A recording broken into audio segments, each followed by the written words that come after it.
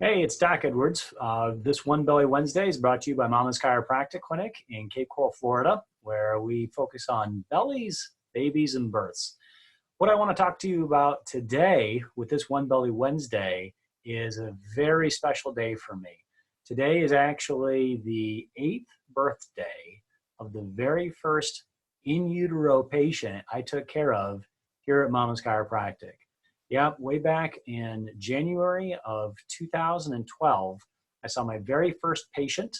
Erin was expecting her little boy, and he was born today in 2012. He's 8 years old now, and I happened to see her today, and she wanted me to say, "Hey, guess what? Happy birthday!" So it's really special to celebrate that with Dylan, and I'm really excited about it. So one of the things I wanted to express about that is that's 8 years worth of pregnant moms and babies that have been coming in here to Mama's Chiropractic that I've been able to not only learn with and from, but also as I've been able to apply that information, apply that knowledge, we've been able to help other moms above and beyond that.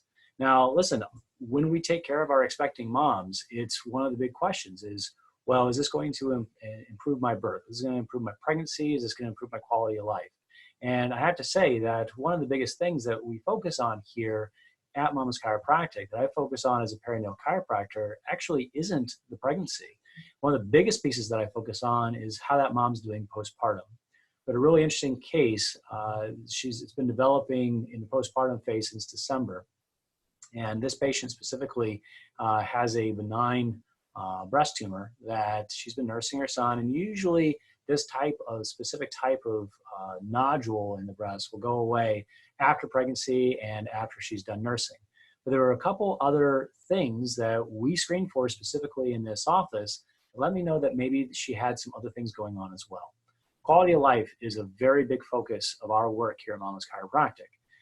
By quality of life, what I mean is that we measure using an instrument called the Promise 29 and also the Edinburgh Postnatal Depression Scale.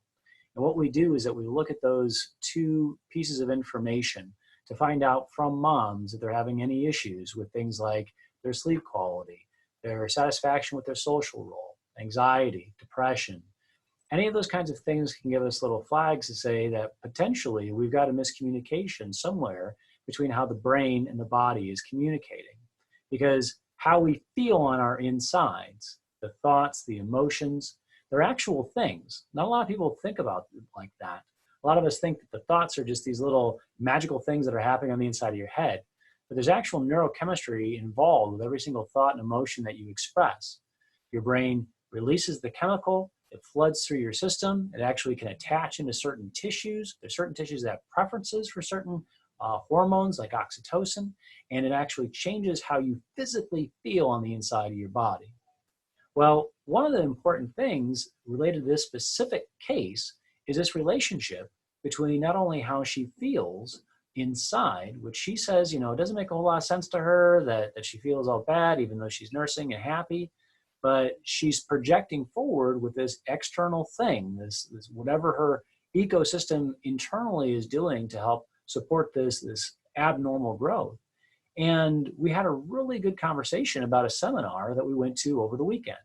Now, at this seminar with Dr. Marcia Schaefer, who's been a very good friend of mine for years and years, I was finally able to put together some pieces about how the stress, how the nutrition system, how the ecosystem of both blood sugar and pH, how that's all interrelated with how the hormones start responding into tissues and cells inside of these moms. And as we started talking, I started putting together that maybe she'd be a candidate for a little bit further ecosystem investigation. So that's what we're going to do. We're going to sit down and start figuring out, well, is her body's pH? And by body, I don't necessarily mean just like the blood, right? So blood pH is a very tight amount. It doesn't vary very much at all. But there's a saying that the body's 75% water. What I'm talking about is the spaces inside the cells and the spaces between the cells. That pH can vary pretty widely. And if it's a bit acidic, then that can cause problems. That can cause things like inflammation. And so that changes the stress hormones like cortisol that starts to flow through her system. It changes how her liver is able to process inflammation. It changes how then the ecosystem involved with her blood sugar changes how easily it's able to penetrate into the cell so they can function well. I mean, it may lead us to issues of things like insulin resistance, where the sugar's trying to get through the little they call them glycans. They're these little Velcro pieces on the outside of the cell, and it may change how they're able to easily penetrate. And so they're not as responsive to the key that opens up the door to that cell. That's what insulin does for us.